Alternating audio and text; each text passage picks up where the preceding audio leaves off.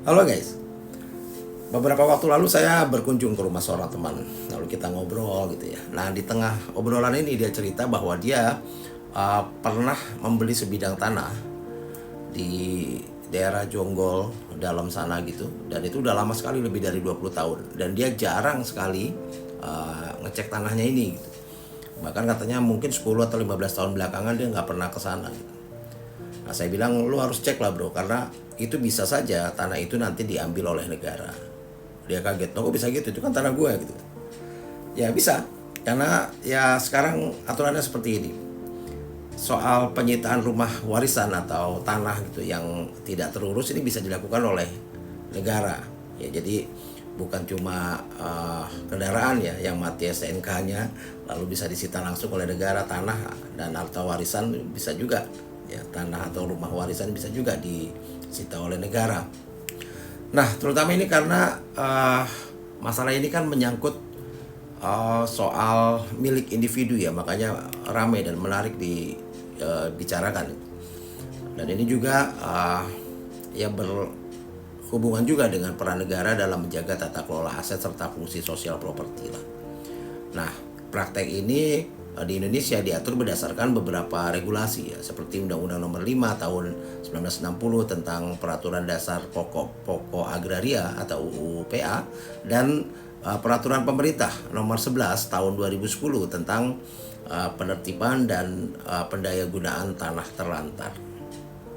Nah, jadi kalau kita lihat dasar hukumnya dari penyitaan oleh negara ini, negara itu memiliki kewenangan untuk menyita aset yang dianggap terlantar gitu ya, termasuk rumah warisan gitu ya, tanah gitu ya, dengan tujuan memastikan bahwa tanah atau properti tersebut digunakan sesuai dengan fungsi sosialnya.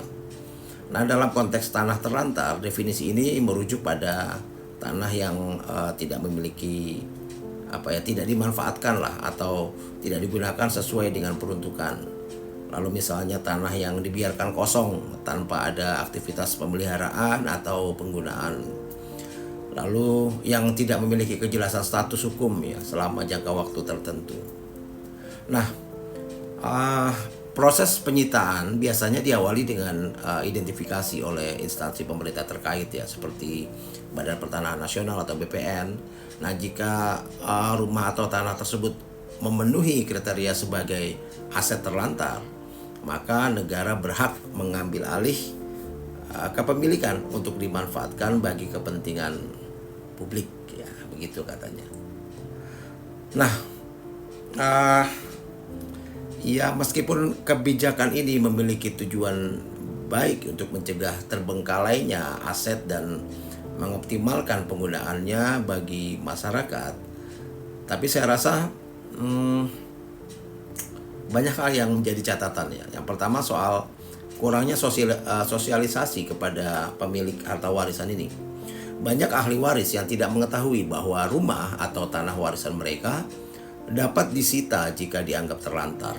Dan hal ini seringkali terjadi karena minimnya informasi yang diberikan oleh pemerintah terkait kewajiban dari pemilik properti untuk menjaga dan memanfaatkan aset warisan ini. Jadi akibatnya banyak ahli waris yang kehilangan hak atas properti tanpa memahami alasan dibalik penyitaan tersebut. Lalu juga soal prosedur penyitaan yang kurang transparan.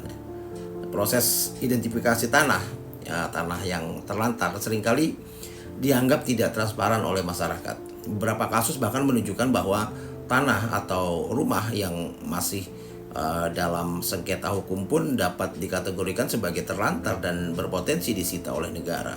Dan hal ini menimbulkan kekhawatiran akan adanya penyalahgunaan atau semacam ya penyalahgunaan wewenang lah oleh pihak-pihak yang berwenang. Nah, lalu juga soal fungsi sosial yang kurang jelas nih, maksudnya apa?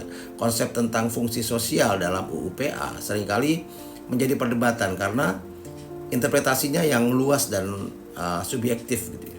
Tidak semua ahli waris memiliki kemampuan finansial untuk memanfaatkan atau merawat rumah warisan gitu.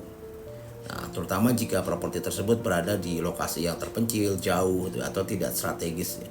Dan negara seharusnya mempertimbangkan kondisi ekonomi pemilik sebelum mengambil langkah penyitaan seperti ini. Nah, belum lagi kalau kita melihat soal potensi konflik dengan hak asasi gitu ya. Karena hak atas kepemilikan properti merupakan bagian dari hak asasi manusia yang diakui secara internasional. Penyitaan rumah warisan tanpa memberikan solusi alternatif kepada pemilik dapat dianggap melanggar prinsip-prinsip dasar hak milik individu. Ya, jadi kira-kira seperti itulah.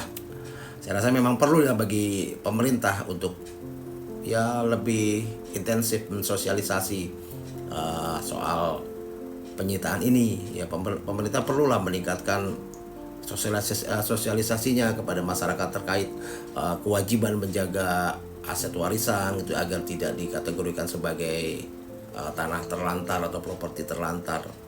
Informasi ini bisa disampaikan melalui media massa, seminar atau banyaklah. Bahkan buatlah kampanye-kampanye untuk menjelaskan soal ini. Nah, lalu juga saya rasa negara harus menyediakan juga mekanisme pendampingan bagi ahli waris yang kesulitan merawat atau memanfaatkan aset warisan tersebut, seperti program subsidi perawatan properti atau bantuan teknis lah. Dan juga soal prosedur, saya rasa penting sekali proses identifikasi dan penyitaan harus dilakukan secara transparan dengan melibatkan pihak-pihak yang independen untuk menghindari potensi penyalahgunaan wewenang tadi. Dan saya rasa juga kita perlu memberikan waktu lebih lama gitu bagi ahli waris ya. Jadi ahli waris harusnya diberikan yang waktu lebih lama lah untuk membuktikan bahwa mereka masih memiliki niat untuk merawat properti tersebut sebelum negara mengambil alih aset. Ya, jadi soal sengketa misalnya nih. Nah, jika ada sengketa ya yang terkait status hukum properti, maka negara harus memastikan bahwa penyelesaian dilakukan secara adil sebelum melabeli properti tersebut sebagai lahan terlantar. Jadi ya kesimpulannya kebijakan penyitaan rumah warisan yang tidak terurus oleh negara ya oke lah bisa jadi bertujuan baik untuk menjaga fungsi sosial ya dari properti dan mencegah terbengkalainya aset. Tapi pelaksanaannya seringkali menimbulkan masalah bagi pemilik sah gitu. Karena kurangnya sosialisasi tadi, transparansi, soal prosedur dan soal fleksibilitas dalam mempertimbangkan kondisi ekonomi pemilik. Ya, saya rasa diperlukanlah reformasi kebijakan agar proses ini lebih adil dan tidak merugikan hak individu atas kepemilikan properti seperti ini. Karena negara harus berperan sebagai fasilitator yang membantu masyarakat memanfaatkan aset negara yang memanfaatkan aset mereka maksudnya gitu. Jadi negara harus jadi fasilitator yang membantu dari orang-orang seperti kita, dari masyarakat kecil seperti kita untuk bisa memanfaatkan aset kita secara optimal itu, bukan sekedar mengambil alih tanpa solusi. Salam.